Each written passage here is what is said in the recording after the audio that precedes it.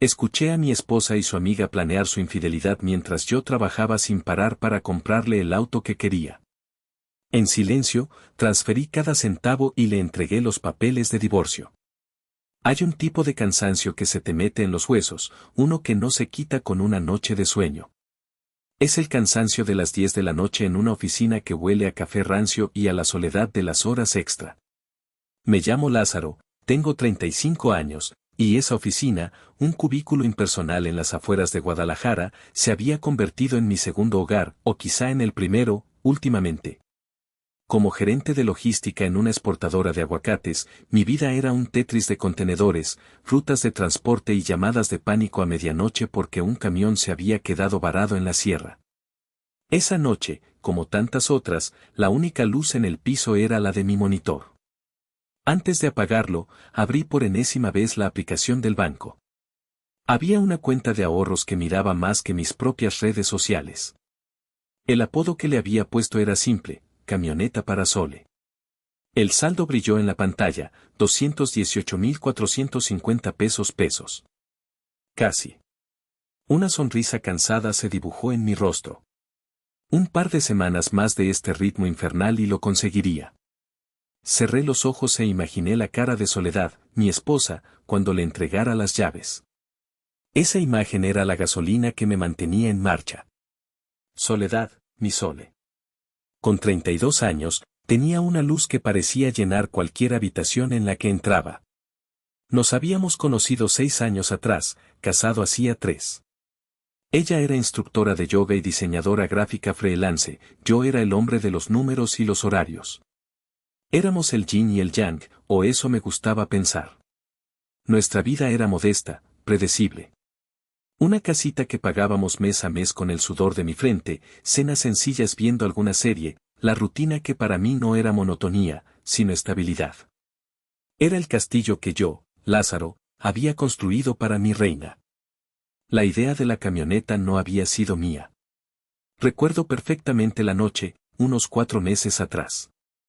Estábamos cenando en nuestra pequeña cocina. Yo le contaba algo del trabajo, un problema con la aduana, y noté que ella no me escuchaba. Tenía la mirada fija en su celular. Mira, Lázaro, me dijo, girando la pantalla hacia mí. Era una de esas SV versus último modelo, brillante, espaciosa, del color del vino tinto. El precio en la pantalla me pareció un número de teléfono: 550,000 pesos. Mi coche ya no da para más, suspiró, con ese dramatismo suave que usaba tan bien. El otro día me dejó tirada saliendo del estudio. Me da miedo.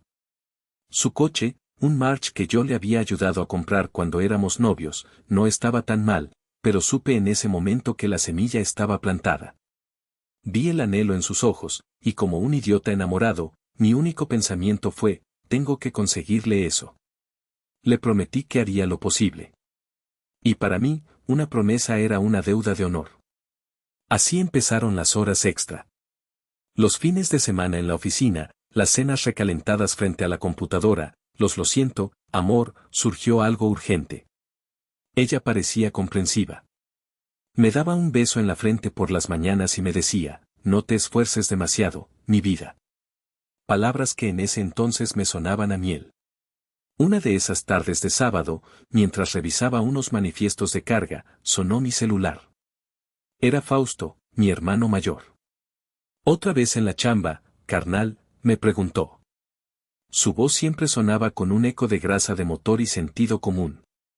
Fausto era mecánico, un hombre que entendía el mundo a través de tuercas y tornillos, de cosas que se pueden arreglar con las manos. Así es esto, le respondí, intentando sonar animado. Hubo un silencio al otro lado de la línea. Podía imaginarlo en su taller, limpiándose las manos con un trapo. ¿Te vas a matar trabajando así, Lázaro? ¿Esa mujer tuya sabe el esfuerzo que haces? La pregunta me picó. Sentí la necesidad de defender la imagen de mi matrimonio perfecto. Ella es mi motor, Fausto. ¿Lo entiende? Es por ella, para darle lo que se merece. Ojalá, murmuró él, y cambió de tema. Pero esa noche, mientras conducía a casa bajo la lluvia, las palabras de mi hermano resonaron en mi cabeza. Y entonces, sin saber por qué, pensé en mi padre. Un hombre bueno, trabajador incansable que le dio todo a mi madre. Recuerdo vagamente la amargura en su rostro en los últimos años de su vida, después de que ella se fue con otro. Él nunca volvió a ser el mismo. Se marchitó. Y en la soledad de mi coche, me juré a mí mismo que yo nunca terminaría así. Yo era diferente. Mi historia sería diferente. Soledad no era mi madre. Soledad me amaba. El martes siguiente fue el día en que mi universo implosionó. Un cliente importante había cancelado una inspección a última hora. Por primera vez en meses, salí de la oficina con el sol todavía en el cielo. Me sentí casi como un extraño en mi propia vida, conduciendo a casa a las 7 de la tarde. Pensé en sorprender a Sole. Quizá podíamos salir a cenar, celebrar que el fondo para la camioneta estaba casi completo. Estacioné con cuidado para no hacer ruido. La luz de la cocina estaba encendida. Al acercarme a la puerta, escuché voces y risas. Era ella y Jacinta, su mejor amiga. Jacinta era una de esas mujeres divorciadas que convertían su cinismo en una especie de filosofía de vida. Nunca me había caído bien del todo, pero era la confidente de Sole, así que la toleraba. Entré a la casa en silencio, dejando mi maletín en el sillón. Quería llegar por detrás y darle un susto a Sole, un abrazo. Me detuve en el pasillo que daba a la cocina, saboreando el momento. Sus risas eran como música para mí. O lo habían sido. Entonces, cuando piensas, probar, el nuevo modelo, dijo Jacinta. Su voz tenía un filo burlón.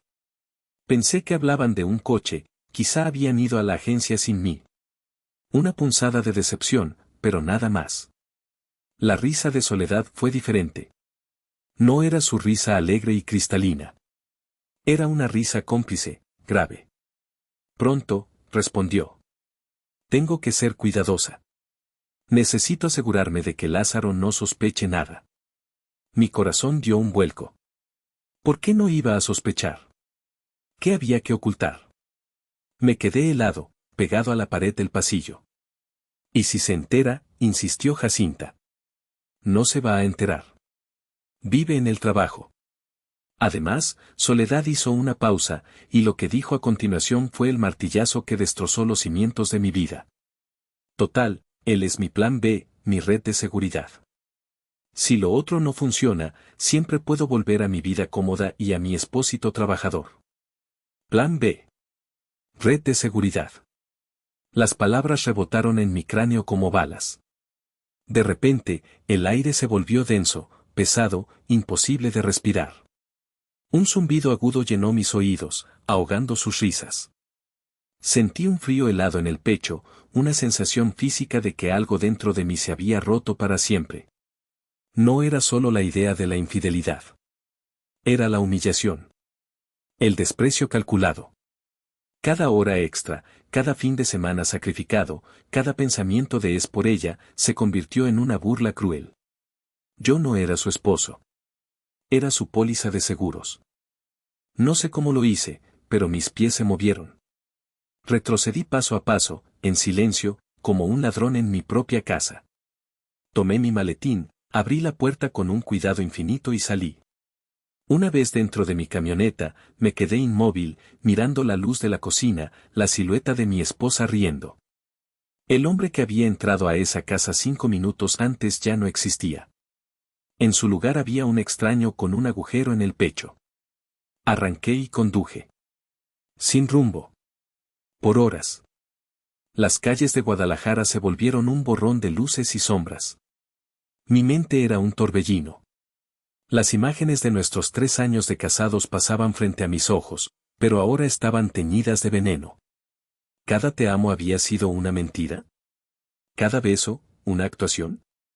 Una parte de mí, una voz pequeña y patética, empezó a susurrar, ¿tuviste tú la culpa? ¿La descuidaste? ¿Tu ausencia la empujó a esto? La duda, ese gusano miserable, comenzó a carcomerme. Me estacioné en un mirador desierto, con la ciudad a mis pies. Me golpeé la cabeza contra el volante, una y otra vez, no con fuerza, sino con una desesperación sorda. ¿Cómo podía haber sido tan ciego? Los pequeños detalles de los últimos meses ahora cobraban un sentido macabro, ella ocultando la pantalla de su celular cuando yo entraba en la habitación, las llamadas que cortaba de repente, su creciente desinterés por mi vida. Por mi cansancio. Pero entonces, la imagen de mi padre volvió a mi mente. Su rostro amargado, su espíritu roto. Y la duda fue reemplazada por una ira fría, una claridad aterradora. No. Esto no era mi culpa. Esto era una elección que ella había hecho. Una elección consciente y cruel. Y yo no iba a ser la víctima. No iba a convertirme en mi padre. Si yo era el plan B, entonces era hora de que el plan B se retirara del juego. Para siempre. Regresé a casa pasada la medianoche. La encontré en la cama, fingiendo estar dormida. Me acosté a su lado, dándole la espalda, sintiendo el abismo que se había abierto entre nosotros. El calor de su cuerpo, que antes me daba paz, ahora me quemaba como el fuego. Esa noche no dormí. Esa noche, mientras ella respiraba tranquilamente a mi lado, yo planeé mi venganza. O quizá no era una venganza. Era una liberación. Los días que siguieron fueron un ejercicio de autocontrol sobrehumano. Me convertí en un actor en la obra de teatro de mi propia vida. Me levantaba cada mañana, le daba un beso en la mejilla a la mujer que había destrozado mi confianza, y me iba a trabajar. Pero todo era diferente. Ahora era un observador, un espía en mi propio hogar. Empecé a notar cosas que mi ceguera de enamorado me había impedido ver. La forma en que su pulgar siempre estaba listo para cambiar de aplicación en el celular cuando yo me acercaba. El perfume nuevo, uno más caro y dulce que el que yo le había regalado en su cumpleaños. Las conversaciones telefónicas que ahora tenía en el patio trasero, hablando en susurros. Una noche, llegué a casa particularmente agotado. Me dejé caer en el sofá y empecé a contarle sobre un problema con un envío a Japón. El contenedor quedó atascado en Manzanillo, no sabes el lío que, empecé a decir. Ajá, respondió ella, sin levantar la vista de su laptop. Sus dedos tecleaban furiosamente. Tuve que hablar con 3 gerentes diferentes, continué, esperando alguna palabra de apoyo. Qué mal, mi vida, dijo, con el mismo tono de voz que uno usaría para comentar el clima. Me callé. Y en ese silencio, lo entendí. No le importaba. Mi estrés, mi trabajo, mi mundo, eran solo el ruido de fondo de su vida real, la que sea que estuviese viviendo a mis espaldas. Su sonrisa, cuando finalmente me miró, ya no me parecía dulce. Parecía una mueca, una máscara perfectamente ajustada. Tenía que tragarme la rabia, una bilis amarga que me subía por la garganta, y fingir normalidad. Ella, por su parte, creyendo que su secreto estaba a salvo, comenzó a tantear el terreno para su gran escape. Sus comentarios se volvieron más frecuentes, pequeñas pullas diseñadas para medir mi reacción, para plantar la semilla de la duda en mi propia mente. Últimamente me siento tan estancada, Lázaro, me dijo una tarde mientras doblaba la ropa. ¿No sientes a veces que la rutina nos está comiendo? Yo me encogí de hombros. Estoy cansado, Sole. Es todo. No es el cansancio, insistió, mirándome con una falsa profundidad en los ojos. Es el alma. A veces pienso que me casé muy joven, que no viví lo suficiente. Tenía 32 años. Yo 35. No éramos unos niños.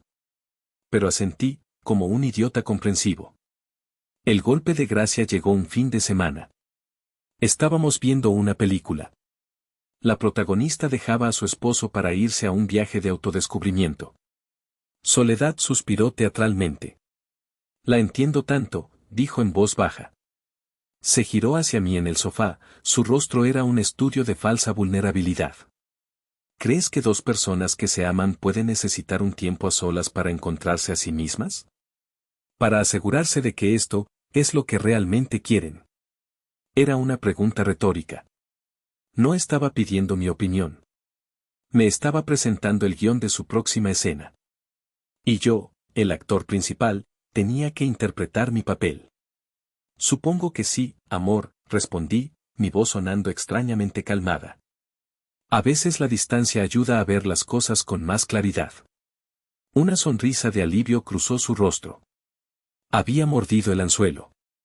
No tenía idea de que yo ya había visto el final de la película.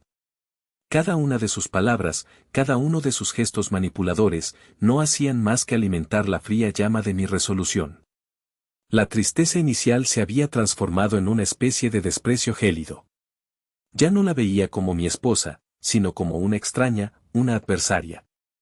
Y en esta guerra silenciosa, yo no iba a ser el que perdiera.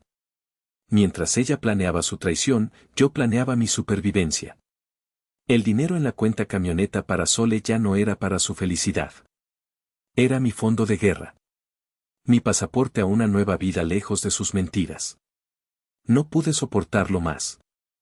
El veneno de la farsa me estaba consumiendo por dentro. El miércoles por la tarde, salí del trabajo temprano con la excusa de un dolor de cabeza. No era del todo mentira, mi cabeza era una olla a presión a punto de estallar. Conduje directamente al taller de Fausto. Lo encontré debajo de un viejo suru, con las piernas sobresaliendo. El lugar olía a metal, aceite y trabajo duro. Era el olor de la honestidad. El Fausto, grité por encima del ruido de una radio que escupía cumbias.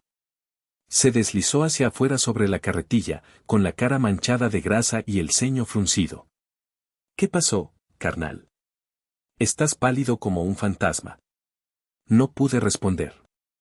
Simplemente me senté en un taburete desvencijado, puse los codos sobre las rodillas y escondí la cara entre las manos. El muro de contención que había construido durante días se vino abajo. Le conté todo. Mi voz, al principio un susurro quebrado por la rabia y el dolor, fue ganando fuerza a medida que vomitaba cada detalle, la conversación en la cocina, las palabras plan B, los días de mentiras, sus preguntas manipuladoras. Fausto escuchó en silencio, limpiándose las manos metódicamente con un trapo.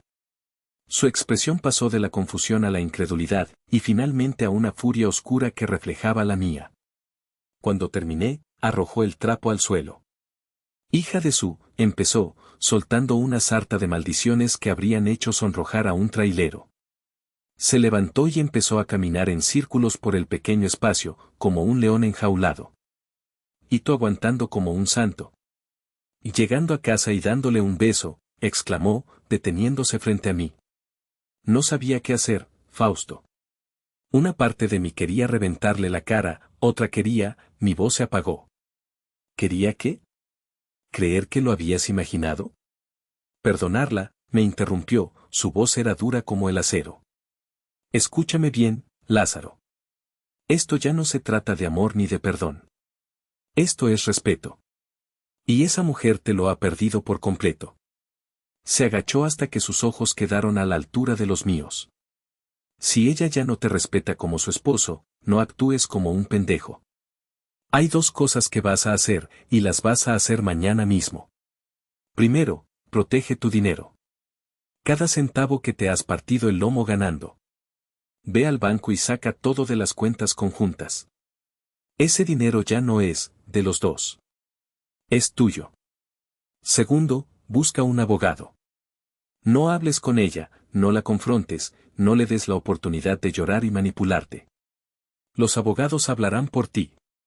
Sus palabras eran crudas, prácticas, sin un ápice de sentimentalismo. Y eran exactamente lo que necesitaba oír.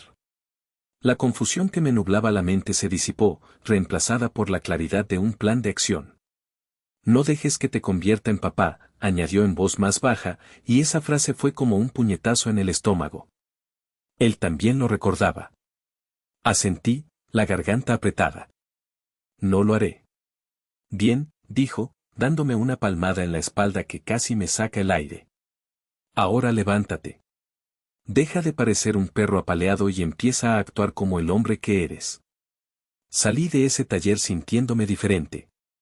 El dolor seguía ahí, un nudo pesado en el estómago, pero ya no estaba paralizado por él. Tenía un propósito. Fausto me había dado un mapa para salir del infierno. El viernes por la noche, Soledad decidió que era el momento de levantar el telón de su acto final. Yo estaba en el sofá, fingiendo leer un libro, pero en realidad estaba repasando mentalmente la conversación que tendría con el abogado al día siguiente. Se sentó a mi lado, pero no demasiado cerca. Mantuvo una distancia estudiada. Suspiró, un sonido largo y tembloroso que había ensayado, sin duda, frente al espejo. Lázaro, tenemos que hablar, comenzó. Dejé el libro a un lado y la miré, dándole toda mi atención. Quería ver la actuación completa. Sus ojos se llenaron de lágrimas, justo a tiempo. He estado pensando mucho, en nosotros, en mí. Y, creo que necesito un tiempo. Un espacio. Un espacio, repetí, mi voz deliberadamente neutra. Sí, dijo, y las lágrimas comenzaron a rodar por sus mejillas. Siento que me he perdido a mí misma. Te amo, Lázaro, de verdad que te amo, pero ya no sé si estoy enamorada de ti. Necesito aclararme, saber qué es lo que realmente quiero. Era una obra maestra de la manipulación. Todas las frases cliché del manual del infiel, recitadas con una convicción digna de un Oscar. Me voy a quedar en casa de Jacinta, continuó, sin mirarme a los ojos. Solo serán unas semanas. Para pensar. Si estamos destinados a estar juntos, esto solo nos hará más fuertes, ¿no crees? Esperaba que yo rogara, que le pidiera que se quedara, que le prometiera cambiar. Esperaba un drama. Pero yo ya no estaba en su obra. La miré fijamente por un largo segundo. Y entonces, con una calma que la dejó visiblemente desconcertada, le respondí. Está bien. Ella parpadeó. ¿Qué? Digo que está bien, Sole. Si es lo que necesitas, tómalo, dije, mi voz sonando escalofriantemente serena.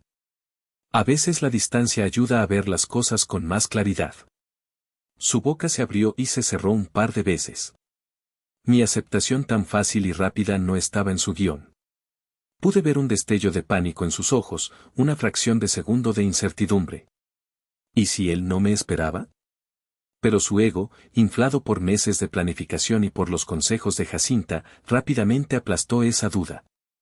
Seguramente pensó que yo era débil, un hombre tan dependiente de ella que aceptaría cualquier migaja. Gracias por entender, susurró, recuperando la compostura. Claro, dije, y volví a tomar mi libro.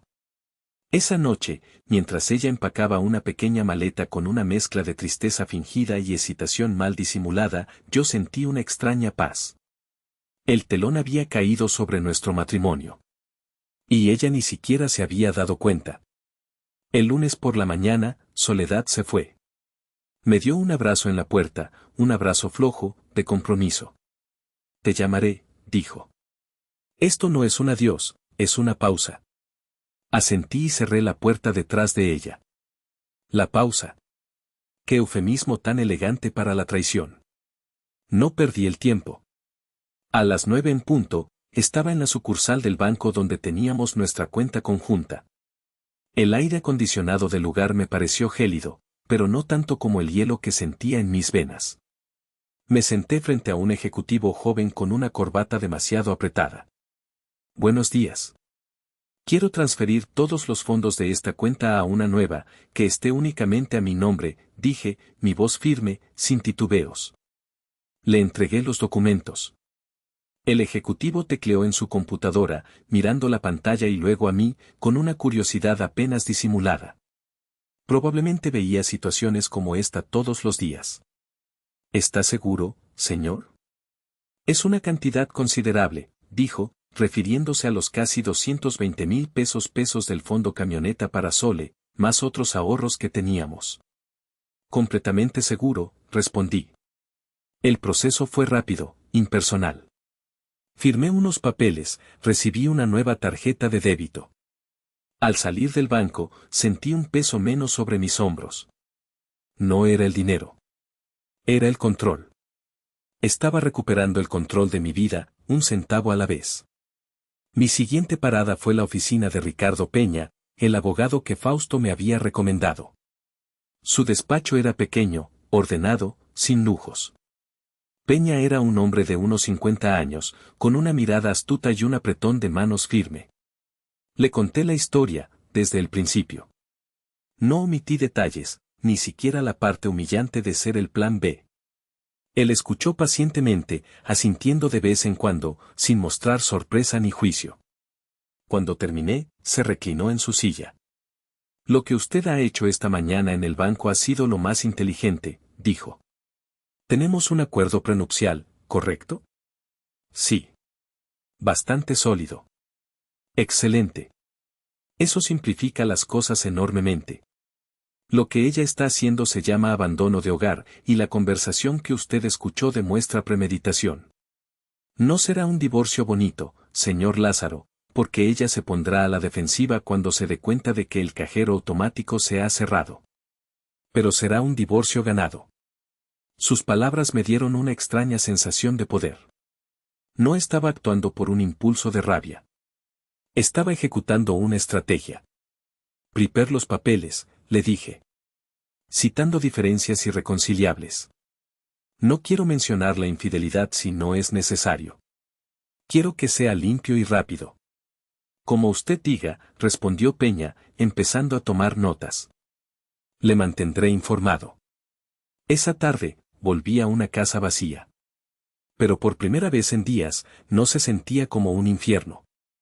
Se sentía como un campo de batalla del que yo estaba a punto de salir victorioso. Pasó una semana. Una semana de silencio por su parte, salvo por un par de mensajes de texto insulsos. ¿Cómo estás? ¿Todo bien por casa? Yo respondía con monosílabos. Estaba dándole la soga que ella misma usaría para ahorcarse. El miércoles por la noche, me llamó. Su voz sonaba falsamente alegre.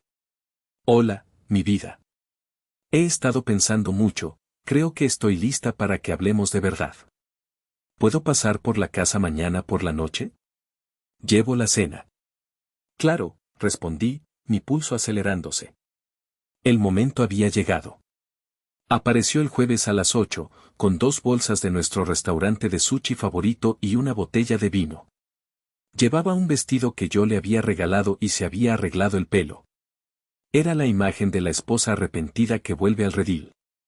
Hola, dijo, con una sonrisa nerviosa. Intentó darme un beso, pero giré la cabeza y lo recibió en mi mejilla. Su sonrisa vaciló por un instante. Pusimos la mesa en silencio. Ella empezó a hablar, llenando el vacío con una charla trivial sobre su semana, sobre una clase de yoga, sobre Jacinta. Yo comía, asintiendo de vez en cuando, esperando. Finalmente, después de apurar su primera copa de vino, dejó los palillos a un lado y me miró. Era la hora del gran monólogo. Lázaro, este tiempo lejos me ha hecho darme cuenta de muchas cosas, comenzó, su voz temblando ligeramente. Me di cuenta de lo mucho que extraño nuestra vida, nuestra casa, a ti. Creo que estaba confundida, asustada. A veces una tiene que alejarse para apreciar lo que tiene, ¿sabes? Continuó con su discurso, una mezcla de clichés sacados de películas románticas y autoayuda barata. Habló de cómo quizás se había precipitado, de cómo estaba dispuesta a trabajar en lo nuestro. La dejé terminar. Cuando el silencio volvió a instalarse entre nosotros, respiré hondo. Yo también he tenido mucho tiempo para pensar, dije, mi voz sonando extrañamente tranquila. Una sonrisa de esperanza iluminó su rostro. Y no respondí. En lugar de eso, me levanté, fui a mi maletín que había dejado en la entrada y saqué una carpeta de cartón. Volví a la mesa y la deslicé suavemente sobre la madera hasta que se detuvo justo frente a su plato de sushi. Aquí tienes todo el espacio que necesitas, dije. Ella miró la carpeta, confundida. Luego la abrió. Sus ojos recorrieron la primera página. Vi el momento exacto en que las palabras solicitud de divorcio se registraron en su cerebro. Su rostro fue una obra de arte de la transformación. La esperanza se evaporó, reemplazada por una confusión absoluta. Luego, la confusión dio paso a la incredulidad. Y finalmente, la incredulidad se convirtió en una furia roja y violenta. ¿Qué es esta broma, Lázaro? Siseó, su voz subiendo de octava. ¿Un divorcio? ¿Estás loco? Solo te pedí un poco de espacio. Me incliné hacia adelante, apoyando los codos en la mesa. La miré directamente a los ojos, y por primera vez en muchos años, ella vio al hombre que había detrás del expósito trabajador. Sé exactamente qué clase de espacio estabas buscando, Soledad, dije, mi voz era gélida, cortante. Y he decidido darte todo el espacio del mundo. Permanentemente. No sé de qué estás hablando, tartamudeó, pero el pánico en sus ojos la delataba. Claro que lo sabes, continué, implacable. Sé de tu conversación con Jacinta en la cocina, el martes de la semana pasada. Oí lo del nuevo modelo. Oí lo de que yo era tu plan B, tu red de seguridad. Cada palabra era un golpe. Vi cómo el color desaparecía de su rostro. La máscara se había hecho añicos, y lo que quedaba era feo y desesperado. Intentó negarlo, balbucear excusas sobre que lo había entendido mal, que era una broma. Qué bien que no hiciste nada, la corté. Eso hará el divorcio mucho más limpio. Sin complicaciones de adulterio. Solo dos personas que quieren cosas diferentes. Entonces, su verdadera preocupación salió a la luz. ¿Y el dinero?, preguntó, su voz apenas un susurro. ¿Puedo acceder a la cuenta de ahorros para buscar un lugar donde vivir? ¿Comprar un coche fiable? Me permití una pequeña y amarga sonrisa. La cuenta de ahorros ha sido cerrada, Soledad. El dinero que gané trabajando horas extra los últimos 2 meses, el dinero para tu camioneta, está ahora en una cuenta a la que no tienes acceso. Porque, curiosamente, decidí que no quería financiar tu gira de autodescubrimiento después de todo. Esa fue la estocada final. Su rostro se contrajo en una máscara de pura rabia. Eres un controlador. Quitarme el acceso al dinero es abuso financiero, gritó. Según nuestro acuerdo prenupcial, el dinero que yo gano es mío. Y tú nunca contribuiste un solo peso al fondo que pensabas usar para tu tour de independencia, le recordé con calma. Se levantó de golpe, tirando la silla hacia atrás. Tomó su bolso, las bolsas de sushi y se dirigió a la puerta. Antes de salir, se giró. Te vas a arrepentir de esto, Lázaro. No, Soledad, respondí. Ya me arrepentí de todo lo demás. Y se fue, cerrando la puerta con un portazo que hizo temblar las paredes. Me quedé solo en la mesa, con el sushi a medio comer y el dulce sabor de la justicia. Soledad no se iba a rendir fácilmente. Lo que siguió fue una campaña de desesperación que demostró hasta qué punto era capaz de llegar cuando se veía acorralada. A las 6:30 de la mañana siguiente, los golpes en mi puerta me despertaron.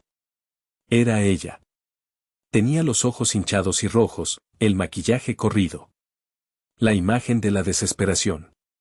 Tenemos que hablar, Lázaro. De verdad esta vez, suplicó. La dejé entrar, más por evitar una escena con los vecinos que por otra cosa. Se derrumbó en el sofá, llorando. Fui una idiota, sollozó. Jacinta me metió todas esas ideas en la cabeza. Ella está amargada por su divorcio y quería que yo fuera tan miserable como ella. Nunca habría hecho nada, te lo juro. Ver esos papeles me hizo darme cuenta de que te estaba perdiendo. Era una actuación convincente, pero yo ya era inmune a su teatro. ¿Había alguien específico con quien planeabas explorar, o era una expedición de compras en general?, le pregunté directamente. Se quedó en silencio, y su silencio fue la respuesta. Finalmente, admitió que había un chico en su estudio de yoga, Damián. Que habían estado coqueteando. Que no había pasado nada, todavía. Gracias por tu honestidad, le dije fríamente. No cambia nada. La esperanza en su rostro murió. Se fue, derrotada. Por ahora. Un par de días después, recibí un mensaje de texto: estoy embarazada. Mi corazón se detuvo por un segundo. Pánico.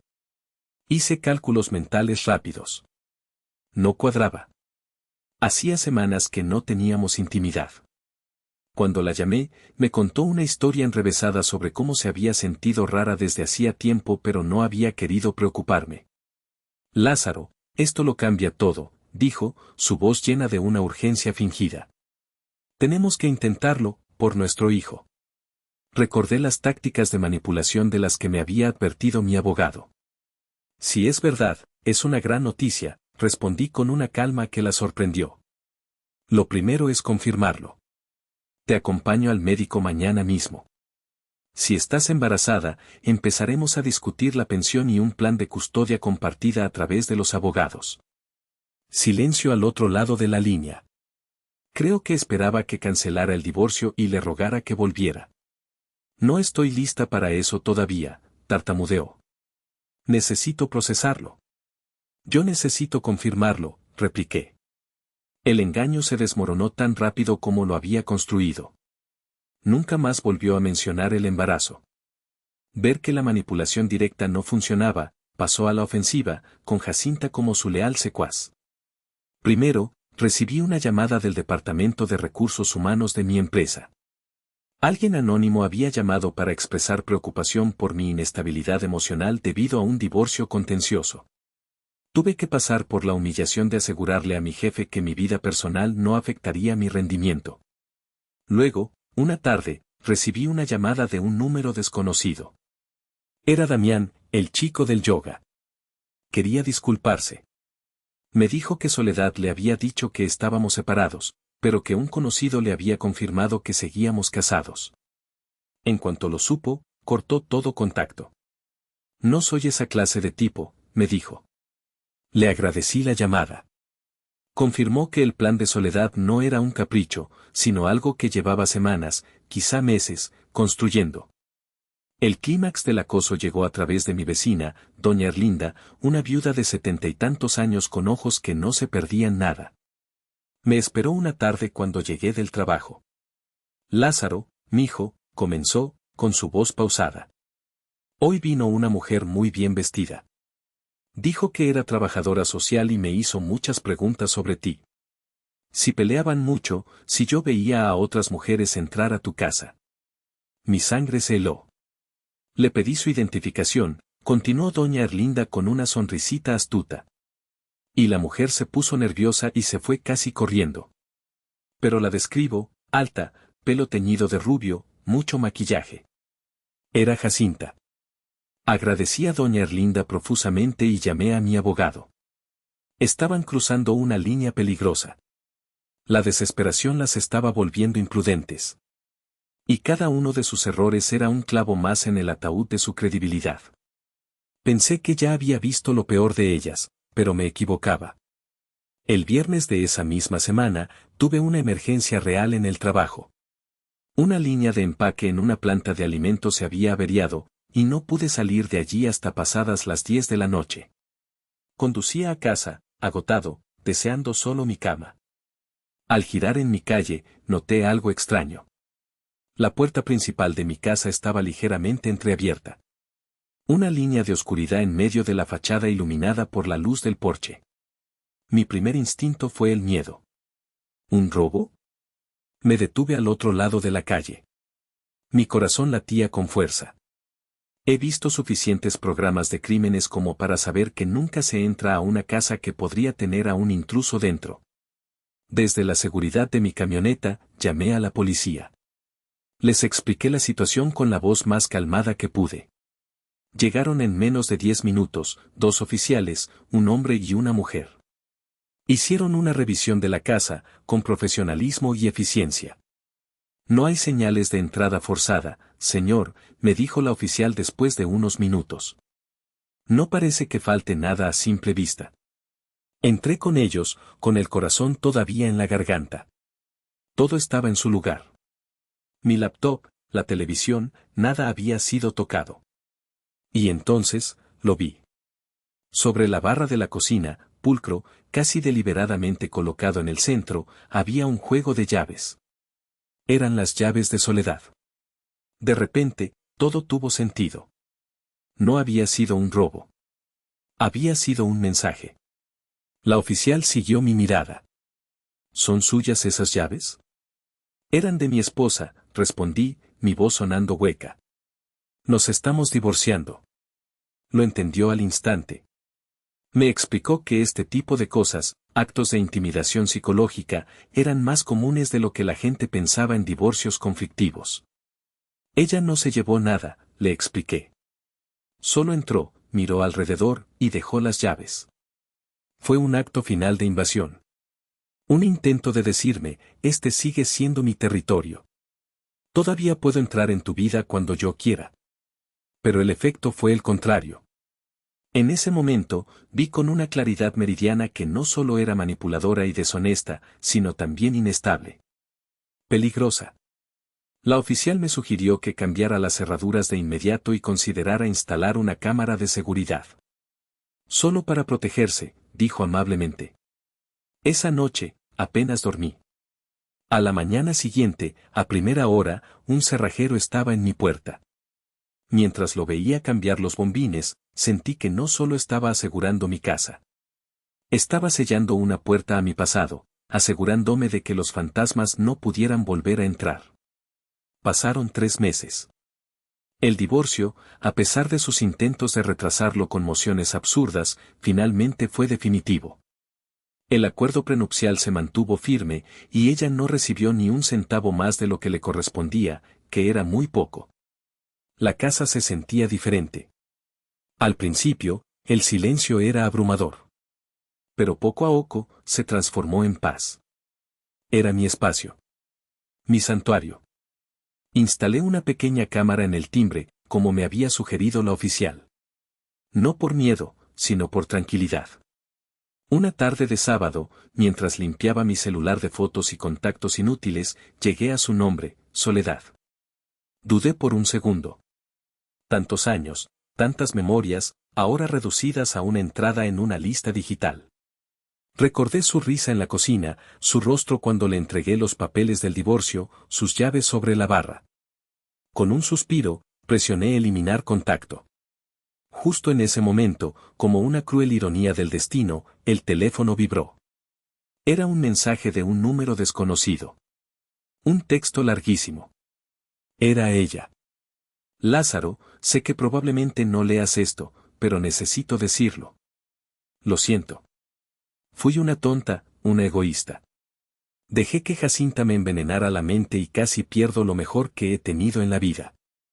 Sé que es tarde, pero quiero que sepas que me arrepiento cada día. Leí el mensaje completo. Un torrente de arrepentimiento, súplicas y autocompasión. Quizá era sincero.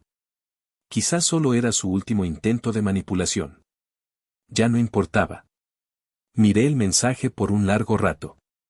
Luego, sin responder, también lo borré. La escena final de esta historia no es dramática. No hay confrontaciones ni revelaciones. Es una tarde tranquila, un par de meses después. Estoy en el taller de Fausto, sentado en el mismo taburete desvencijado, compartiendo un par de cervezas frías. El sol se está poniendo, tiñendo el cielo de naranja y púrpura. No hablamos de ella. Hablamos de coches, de fútbol, de los planes para la carne asada del domingo. Pero en un momento de silencio, mientras ambos miramos el horizonte, Fausto me da una palmada en la espalda. Es un gesto simple, pero lo dice todo: estoy orgulloso de ti. Lo superaste. Miro la botella de cerveza en mi mano. Pienso en mi padre, en la amargura que lo consumió hasta el final. Él eligió vivir con el veneno de la traición. Yo elegí un camino diferente, un dolor agudo y rápido, una cirugía radical para extirpar el tumor en lugar de una lenta agonía. Perdí un matrimonio, sí. Perdí la ilusión de una vida perfecta. Pero recuperé algo mucho más valioso: mi dignidad. Entendí que el sacrificio, mi sacrificio, solo vale la pena cuando es valorado. Y que el amor propio no es egoísmo, es el cimiento sobre el que se construye todo lo demás. Le di un trago a mi cerveza y sonreí, una sonrisa genuina por primera vez en mucho tiempo. La historia había terminado. Mi historia, la de verdad, apenas comenzaba. Le construí una casa a ella, pero al final, lo que tuve que reconstruir desde cero fui yo mismo. Y esta nueva construcción, sabía, era a prueba de tormentas.